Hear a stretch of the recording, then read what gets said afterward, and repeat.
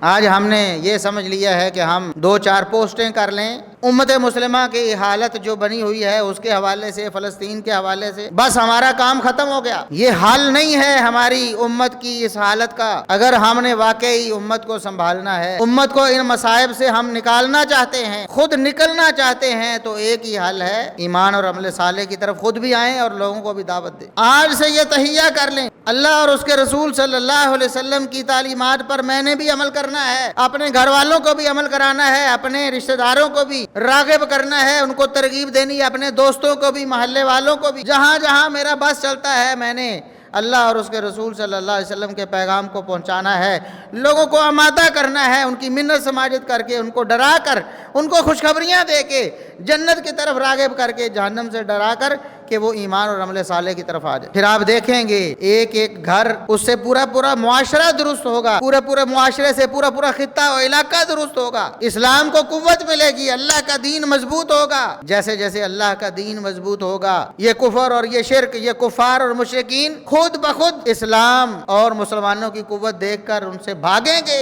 ان کے رعب تلے آئیں گے، اسلام اللہ رب العزت سے غالب کر دے۔